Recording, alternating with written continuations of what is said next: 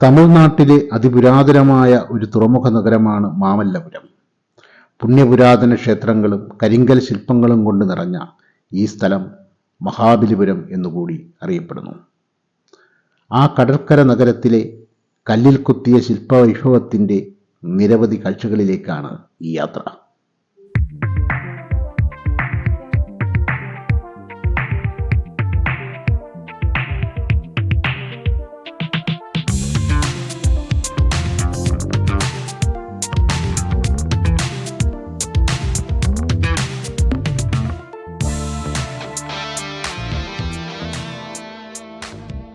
ഇത് Cherthala railway station.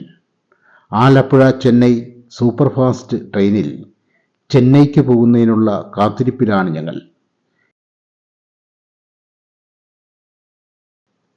കൃത്യസമയം പാലിക്കുന്ന ആ ട്രെയിനിന് ക്രോസിംഗ് കൊടുക്കുന്നതിനാണ് തിരുവനന്തപുരം ലോകമാന്യ തിലക് എക്സ്പ്രസ് ട്രെയിനിനെ ഈ സ്റ്റേഷനിൽ പിടിച്ചിട്ടിരിക്കുന്നത്.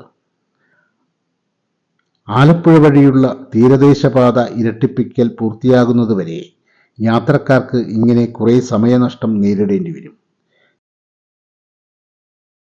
ചേർത്തല സ്റ്റേഷൻ ഒന്നാമത്തെ പ്ലാറ്റ്ഫോമിലേക്ക് അല്പസമയത്തിനുള്ളിൽ എത്തിച്ചേരുന്നതാണ്.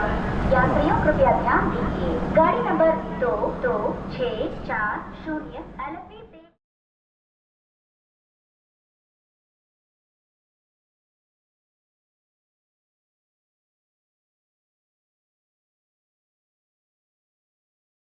ചേർത്തലയിൽ നിന്നും ഞങ്ങളെയും വഹിച്ചുകൊണ്ട് കൂകി നീങ്ങിയ ട്രെയിനിലിരുന്ന് വേമ്പനാട് കായൽ കടക്കവേ അരൂർ കുമ്പളം പുതിയ ട്രെയിൽ പാലത്തിൻ്റെ നിർമ്മാണം മറ്റൊരു കാഴ്ചാനുഭവമായി.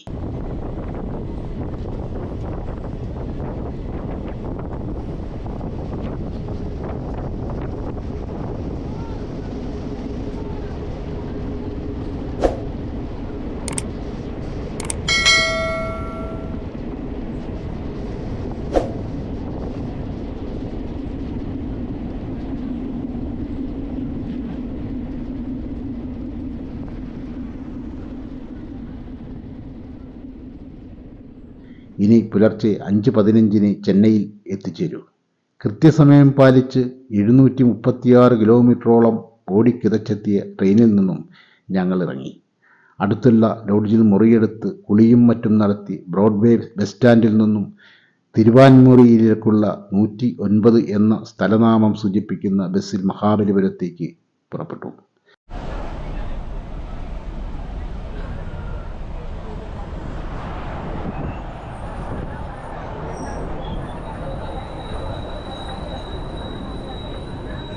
മഹാബലിപുരത്തേക്ക് നേരിട്ടുള്ള ബസ് ചെന്നൈയിൽ നിന്നും വിരളമാണ്.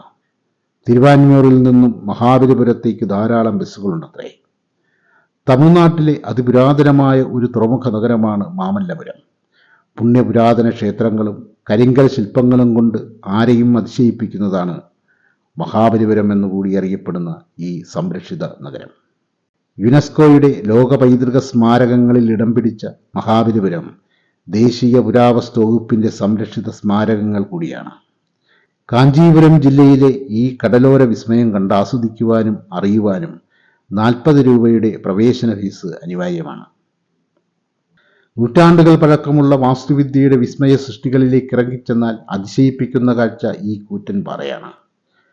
താഴെ കുരുണ്ടു തുടങ്ങിയ ഈ ഭീമൻ പാറ ഏതോ അദൃശ്യശക്തി പിടിച്ചു നിർത്തിയ പോലെ ഇപ്പോൾ താഴെ കുരുണ്ടു വീഴുമെന്ന് ഭയപ്പെടുത്തിക്കൊണ്ട് ഇങ്ങനെ നിൽക്കുന്നത് അതിശയം തന്നെ.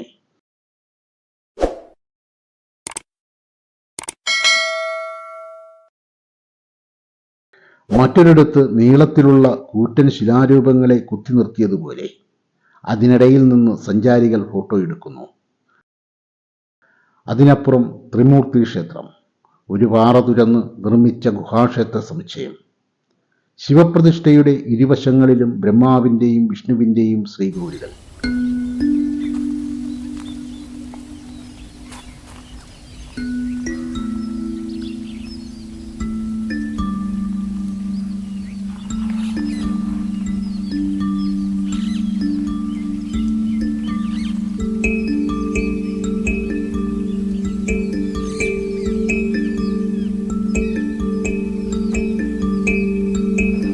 ഇതിനു മുന്നിൽ കാണുന്ന കൽത്തൊട്ട് നിർമ്മിക്കുവാൻ കൈക്കൊണ്ട പുരാതന കലാസാങ്കേതിക വൈദഗ്ധ്യം ഇതൊന്നും നമ്മെ ചിന്തിപ്പിക്കുക തന്നെ ചെയ്യും.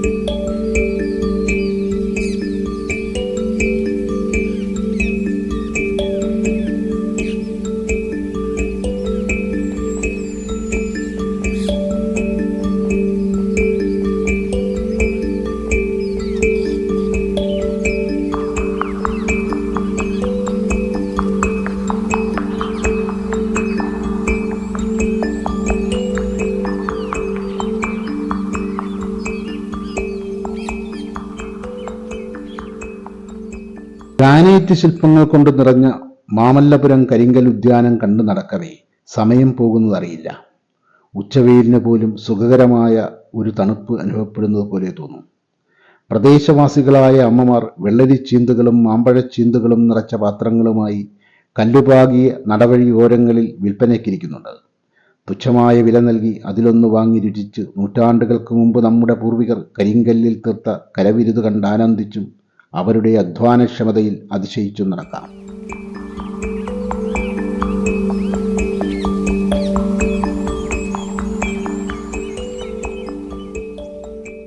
ഏഴാം നൂറ്റാണ്ടിനും 9-ാം നൂറ്റാണ്ടിനുമിടയിൽ ദക്ഷിണേന്ത്യ ഭരിച്ചിരുന്ന പല്ലവ രാജാക്കന്മാരാണ് ഈ തുറമുഖ നഗരം സ്ഥാപിച്ചത്. പല്ലവ രാജാവായിരുന്ന മഹേന്ദ്രവർമ്മൻ ഒന്നാമന്റെ പേരിലാണ് ഈ നഗരം അറിയപ്പെടുന്നത്. മഹാബലി എന്നും മാമല്ലൻ എന്നും അദ്ദേഹം അറിയപ്പെട്ടിരുന്നതിനാലാണ് ഈ പ്രദേശത്തിന് മാമല്ലപുരമെന്നും മഹാബലിപുരമെന്നും രണ്ടു പേരുകൾ കിട്ടിയത്.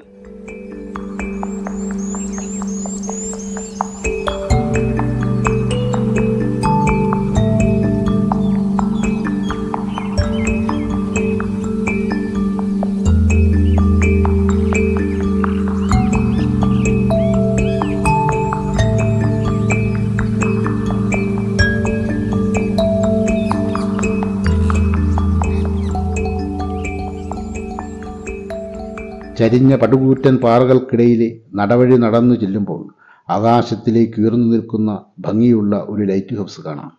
ബംഗാൾ ഉൾക്കടലിലൂടെ യാത്ര ചെയ്യുന്ന കപ്പലുകൾക്ക് ദിശ കാണിക്കുവാൻ ബ്രിട്ടീഷുകാർ നിർമ്മിച്ചതാണിത്. ശ്രീലങ്കയിൽ തമിഴ് പുലികളുടെ ആക്രമണം അവസാനിച്ചതിനെ തുടർന്നാണ് പൊതുജനങ്ങൾക്ക് ഈ ലൈറ്റ് ഹൗസ് തുറന്നുകൊടുത്തത്.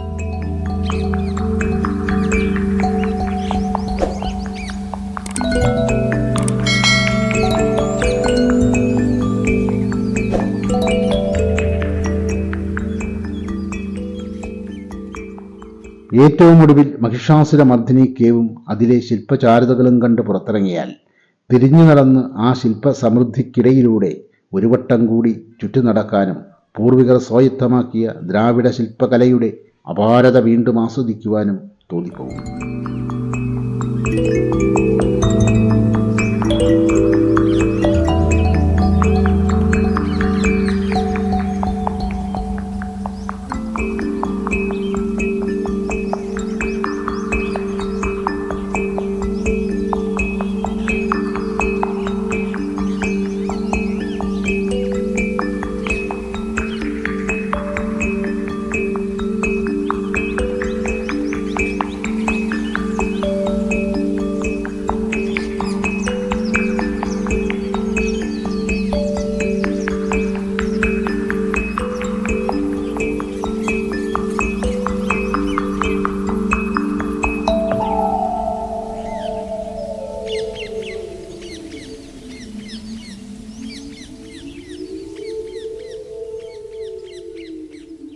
മാമല്ലപുരം തെരുവുകളിൽ വിവിധ ശില്പ നിർമ്മാണശാലകളും ശില്പവ്യാപാരശാലകളും നിരവധിയുണ്ട്.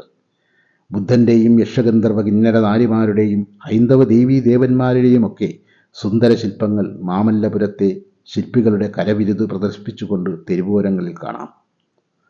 അവ കണ്ടും വേണ്ടത് വാങ്ങിയും തിരിച്ചു പോരാം. എന്നാൽ കണ്ടതെല്ലാം വീണ്ടും കാണണമെന്ന ഒരു തോന്നൽ അപ്പോഴും മനസ്സിൽ ബാക്കി കിടക്കും.